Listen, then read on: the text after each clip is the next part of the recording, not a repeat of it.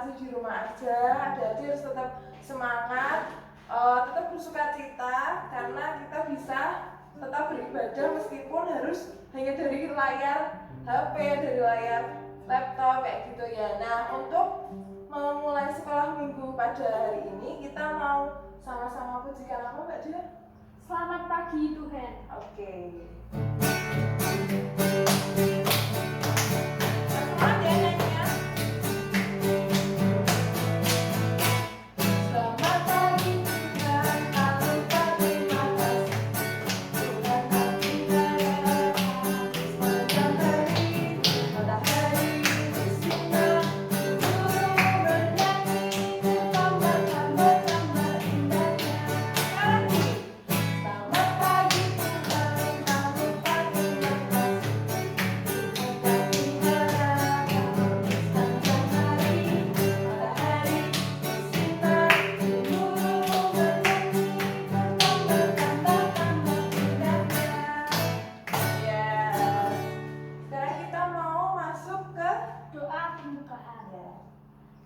Buat doa pembukaan, mari kita berdoa.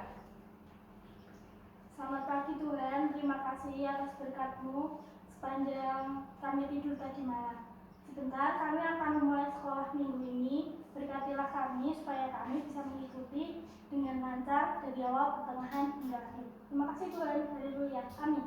Amin. Ya, tadi itu lagu Selamat Pagi Tuhan tuh kayaknya baru pemanasan aja ya dia. Kita biar lebih semangat, terus nggak cuma sekedar nonton tapi juga sambil gerak-gerak. Kita mau pujikan kedua tanganku.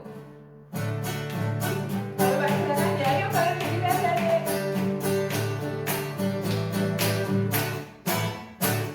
Kedua tanganku mempunyai jari.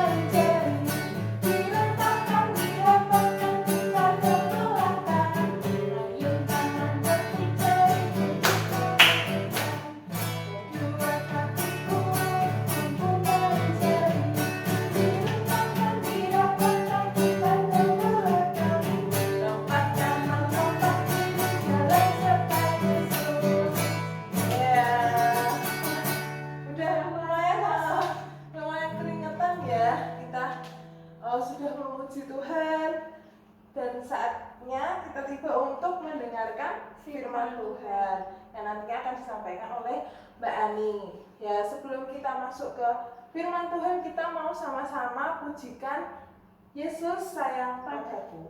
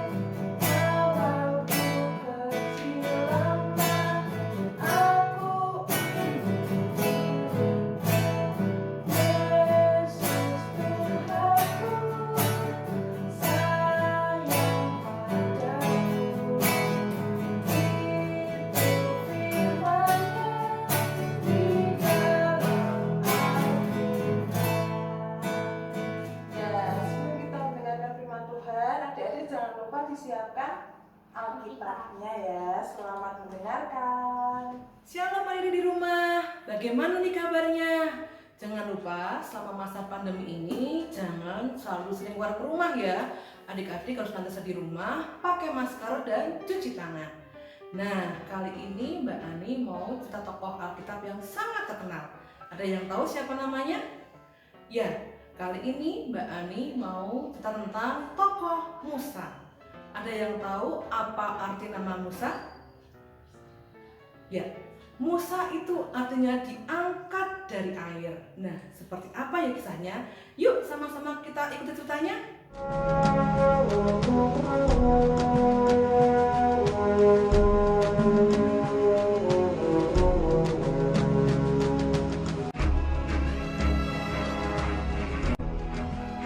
Setelah Firaun membiarkan bangsa itu pergi, berjalanlah orang Israel dari tanah Mesir.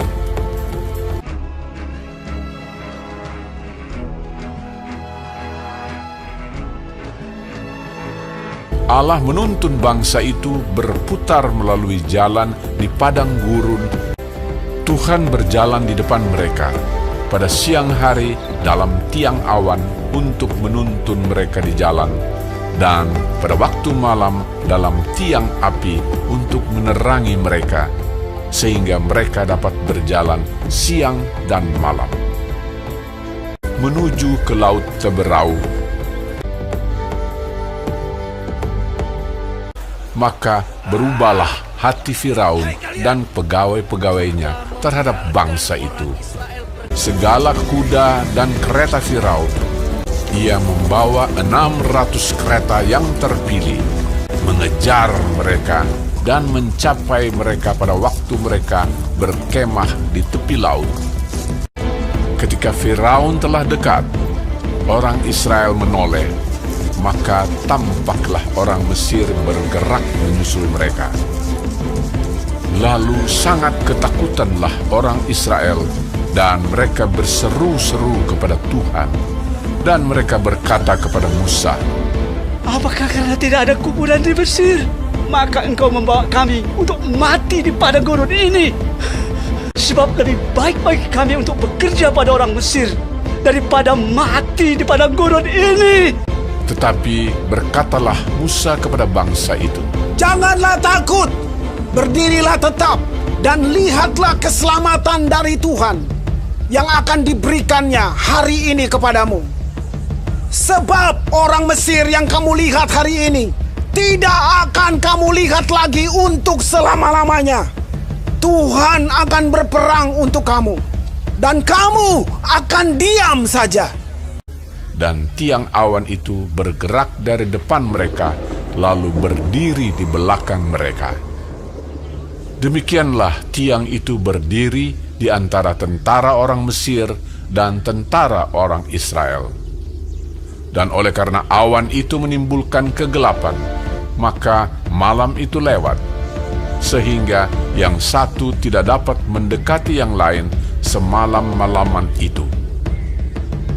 Lalu Musa mengulurkan tangannya ke atas laut, dan semalam-malaman itu Tuhan menguakkan air laut dengan perantaraan angin timur yang keras, membuat laut itu menjadi tanah kering. Maka terbelahlah air itu. Demikianlah orang Israel berjalan dari tengah-tengah laut di tempat kering, sedang di kiri dan di kanan mereka air itu sebagai tembok bagi mereka. Orang Mesir mengejar dan menyusul mereka. Segala kuda Firaun, keretanya dan orangnya yang berkuda sampai ke tengah-tengah laut. Dikacaukannya tentara orang Mesir itu. Ia membuat roda keretanya berjalan miring dan maju dengan berat. Ketika kuda Firaun dengan keretanya dan orangnya yang berkuda telah masuk ke laut, maka Tuhan membuat air laut berbalik meliputi mereka, mati terhantar di pantai laut.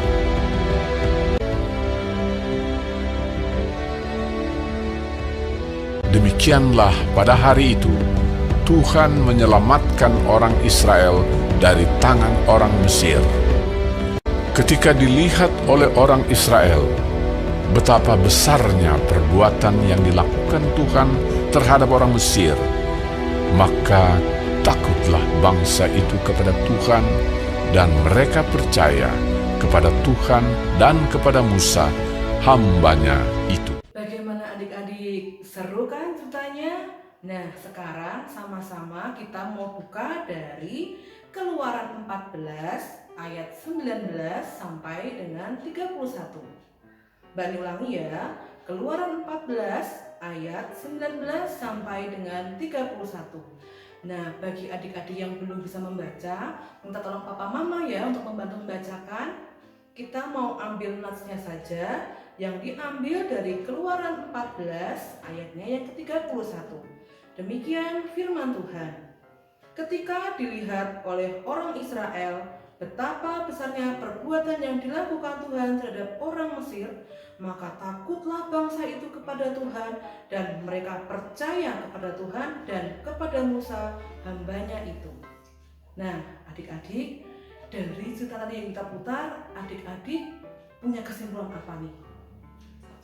Kalau dari Mbak Ani mau cerita tentang bagaimana penyertaan Tuhan luar biasa buat kehidupan Musa. Kalau dilihat dari cerita tadi, siapa yang kira-kira yang akan menang? Ya, pasti tentunya bangsa Israel ya. Kenapa bisa bangsa Israel? Sementara Firaun dengan bala tentaranya yang luar biasa, mereka kalah adik-adik. Kenapa bisa begitu ya? Ternyata jawabannya karena bangsa Israel mau mengandalkan Tuhan. Ketika mereka ketakutan sekali, sudah terpuruk, bagaimana Musa? Kita sudah dikejar oleh Firaun dan yang lainnya. Lantas kita mau apa? Di tempat sana sudah ada laut, lantas kita mau bagaimana? Nah, ternyata Tuhan tidak tinggal diam. Ketika Musa menyuruh bangsa Israel untuk percaya kepada Tuhan, yang terjadi adalah laut terbelah. Dan bangsa Israel bisa menyeberangi dengan aman dan selamat. Lalu bagaimana dengan Firaun dan bala tentaranya yang luar biasa? Ternyata mereka tenggelam. Mereka semuanya dihantam oleh air yang luar biasa. Nah, dari sini kita mau sama-sama belajar. Ketika kita sepenuhnya mau mengandalkan Tuhan, apa yang mustahil bagi manusia tidak mustahil bagi Tuhan. Kita lihat bagaimana bangsa Israel berjalan bersama Musa dengan tiang awan mereka yang melindungi di saat siang dan tiang api yang melindungi saat malam, sehingga mereka bisa berjalan 40 tahun lamanya.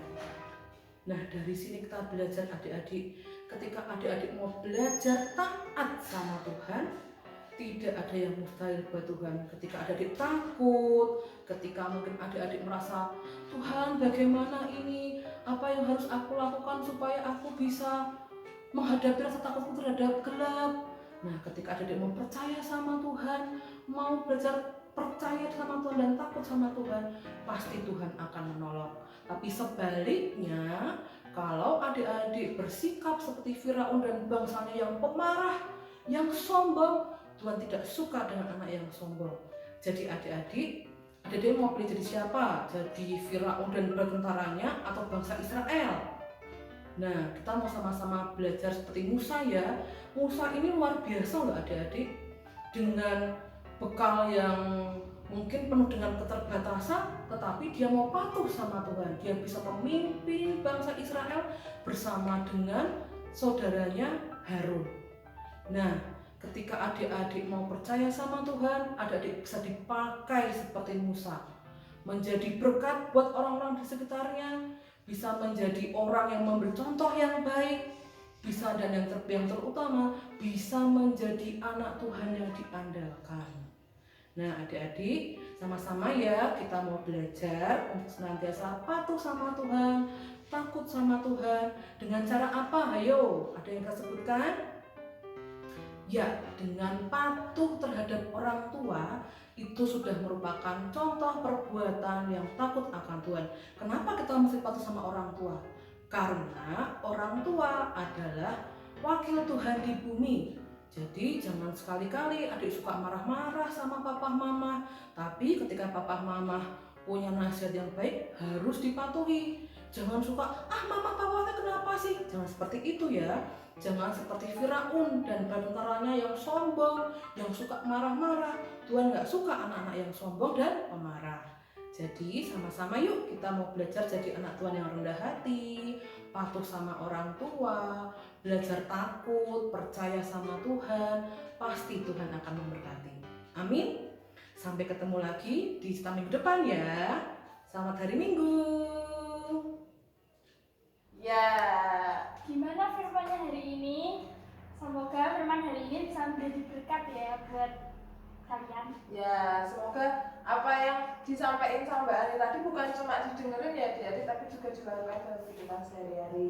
Nah, sekarang kita akan masuk ke penghujung ibadah sekolah minggu hari ini. Sebelum kita menyanyikan lagu penutup, kita mau doa penutup dulu ya. Mari kita bersatu di dalam doa. Terima kasih Tuhan untuk setiap berkat-Mu. Engkau sudah memberkati sekolah minggu hari ini dari awal, pertengahan hingga akhirnya.